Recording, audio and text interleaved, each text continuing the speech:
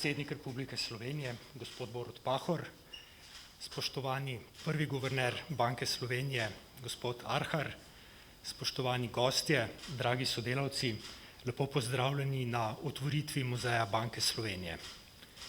Naša država letos praznuje 30-letnico in skupaj z njo praznuje tudi Banka Slovenije. Na dan, ko je bila razglašena samostojnost Republike Slovenije, je bila namreč ustanovljena tudi Banka Slovenije. In ena izmed naših prvih nalog, oziroma prva naloga pravzaprav, je bila izdaja našega lastnega denarja, ki je seveda eden ključnih atributov vsake državnosti, vsake suverenosti. Tudi v nadaljevanju smo se v Banki Slovenije ukvarjali z pomembnimi vprašanji, soočali smo se s pomembnimi izzivi in seveda prispevali k njihovi rešitvi. Naj omenim samo najpomembnejše. Banka Slovenije je bila tista institucija, ki je sodelovala in pomembno prispevala k vključitvi Slovenije v mednarodne organizacije. V mislih ima Mednarodni denarni sklad, Banko za mednarodne poravnave, Svetovno banko. Banka Slovenije je bila tudi tista, ki je pomembno prispevala k stabilizaciji ekonomskih razmer v Sloveniji, ki je pripomogla, da je bila Slovenija med prvimi članicami, med prvimi novimi članicami Evropske unije, med 10, ki je prispevala k temu, da smo bili med 3 državami, ki se je priključila k sistemu menjalnih tečajev in ki je potem na koncu privedla do tega, da je bila Slovenija prva država, ki je prevzela evro. Prav tako smo v Banki Slovenije ves čas skrbeli tudi za finančno stabilnost, skrbeli smo za to, da delujejo plačilni sistemi, da imamo danes sodobne plačilne sisteme, s katerimi lahko tako banke kot tudi državljani plačujemo v realnem času v celotnem evrskem območju.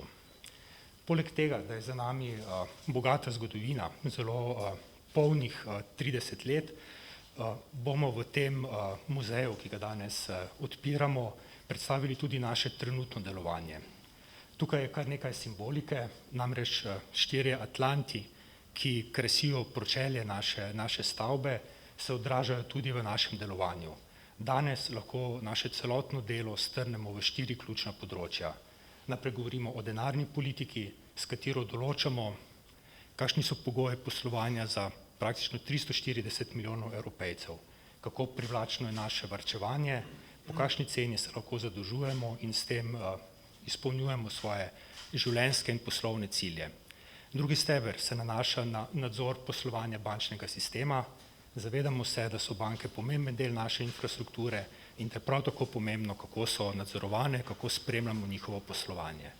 Tretji steber, ki ga prav tako predstavljamo danes v tem muzeju, je finančna stabilnost. Ta je izredno pomembna za nas, za vse državljane in tudi za vsa podjetja. In nenazadnje gre tudi za 4. steber, ko govorimo o reševanju, o morebitnem naslavljanju težav, v katere lahko zaide naš finančni sistem. Vsi ti aspekti, tako zgodovinski del, kot tudi današnje poslovanje, so predstavljeni na teh 200 kvadratnih metrih, ki jih danes otvarjamo skupaj z gospodom predsednikom Borutom Pahorjem. Tako da prosim za uvodne besede. Spoštovani gospod guverner, prvi guverner, gospe in gospodje.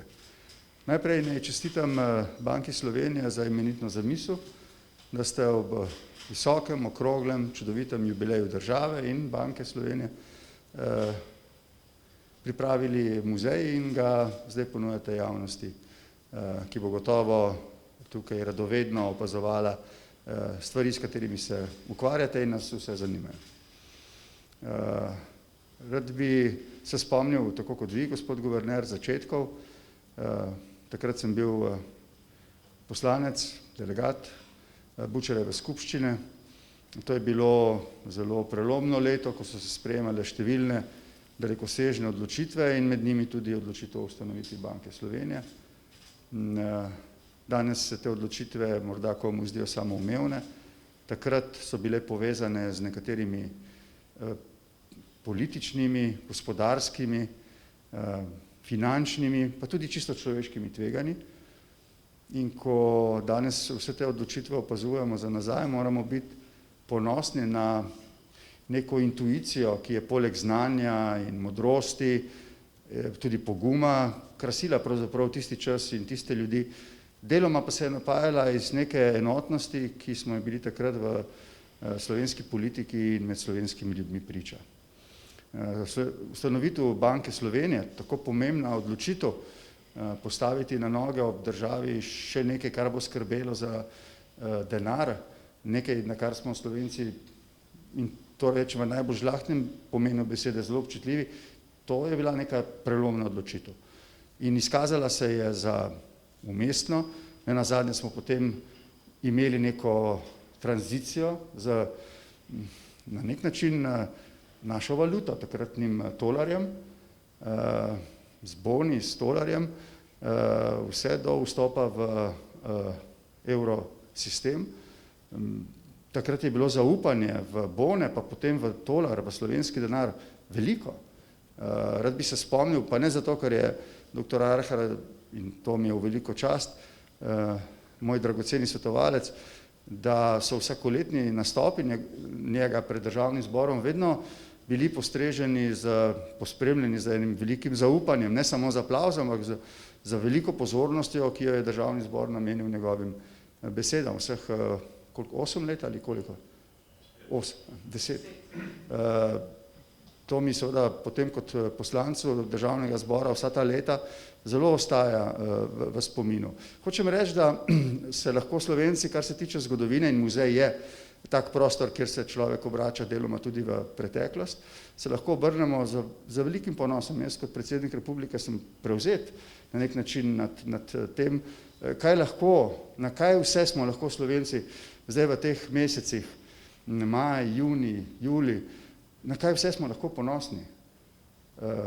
Žal mi bo, zelo mi bo žal, gospod guverner, gospe in gospodje, če teh mesecev zaradi aktualnih političnih in drugih dogajanj ne bomo znali izkoristiti za neke občutke nekega iskrenega nacionalnega ponosa. Razloge imamo. Zdaj gre za to, ali želimo izpričati to samozavest.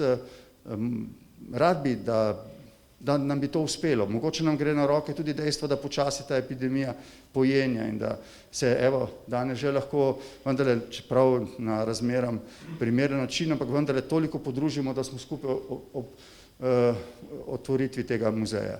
Upam, da bodo sem prišli mladi ljudje, čeprav razumem in njim najprej namenjen ta muzej, pa seveda vsi, ki jih malček zanima, kako smo Slovenci uspeli pri svoji finančni in denarni osamosvojitvi, danes pa smo del skupnega evropskega sistema in upajmo, da bo tako tudi ostalo. Da ne bomo podvrženi znova nekim zelo prelomnim tveganjem s tistimi tveganji, s katerimi smo imeli opravka v začetku 90 let, pa smo imenitno opravili. Na to pravim, smo lahko ponosni. Upam, da bo tudi muzej sam postregel s takim vtisom med prebivalstvom, zlasti med mladimi. Rad bi se zahvalil za to zamisel Banki Slovenije, vam guverner, za opravljanje vašega pomembnega dela, vam in vaši ekipi voščim danes otvoriti tega muzeja samo vse najboljše. Hvala lepa. Najlepša hvala. Predno vas vse skupaj kot prve obiskovalce povabim na ogled našega muzeja. Dovolite, gospod predsednik, da vam z največjim veseljem in globokim spoštovanjem v spomin na današnjo otvoritev podarim medaljo, ki smo jo v Banki Slovenije izdali ob 30-letnici našega delovanja. Naj omenim samo še to, da je posebnost te medalje dejstvo, da je podoba, ki jo gresi, da je bila ta podoba zbrana strani vseh Slovenk, vseh Slovencev preko spletnega natečaja. Tako da izvolite, prosim.